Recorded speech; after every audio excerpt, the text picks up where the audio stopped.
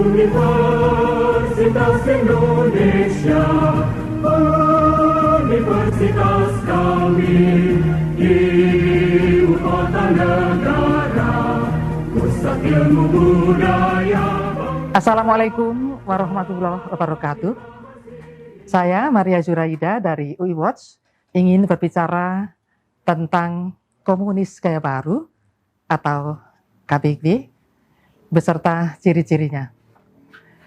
Tentu pernah mendengar tentang komunis gaya baru atau KBG kan?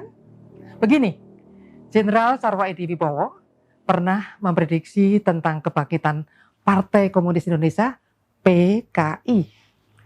Beliau menyatakan dalam kurun waktu 35 sampai 40 tahun mendatang setelah peristiwa G30 SPKI tahun 1965, maka PKI akan bangkit kembali. Jenderal Sarwo Edi mengungkapkan bahwa caranya dilakukan PKI dengan jalan penyusupan di segala bidang melalui pemerintahan, partai politik, militer, dan budaya seperti yang pernah dilakukan PKI sekitar 1950-1965. Kesimpulan itu menurut Pak Sarwo Edi berdasarkan dokumen-dokumen yang berhasil disita dan hasil interogasi terhadap anggota PKI yang tertangkap saat operasi-operasi yang dipimpinnya. Ternyata apa yang terjadi? Kini telah muncul komunis gaya baru KGB di sekitar kita.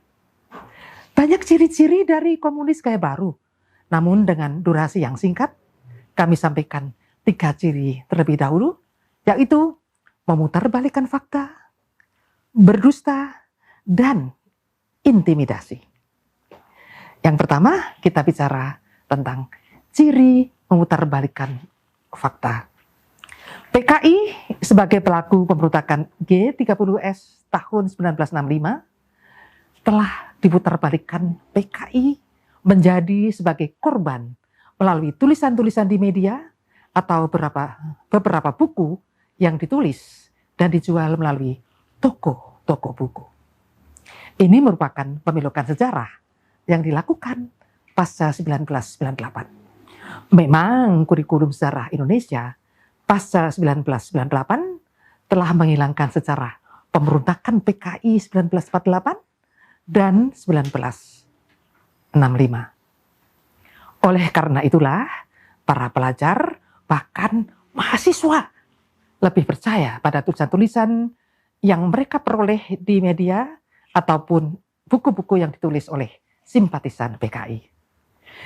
Yang kedua, ciri berdusta. Berdusta atau berbohong sering dilontarkan para calon legislator atau para pejabat eksekutif. Seorang caleg dari partai tertentu berkampanye begini, nanti kalau saya menjadi anggota DPR RI akan mendorong pembebasan uang SPP di sekolah-sekolah. Setelah jadi, boro-boro ya bersuara seperti itu di DPR. Yang penting menang dulu dan bisa duduk sebagai anggota DPR. Masalah janji kan hanya sekedar janji. Kok gampangnya berdusta pada rakyat? Ada lagi seorang pejabat publik yang pada awalnya berbicara bagaimana cara menangkal korupsi di depan para staf dan pegawainya. Ini bahkan diviralkan melalui media sosial.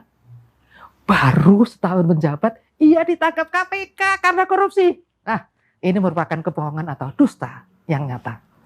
Jadi yang ketiga adalah ciri intimidasi.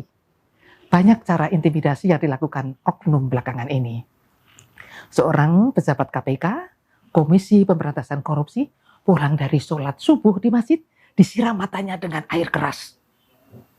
Terlepas siapa pelakunya, ini kan merupakan intimidasi terhadap pejabat yang pernah membongkar korupsi di Indonesia.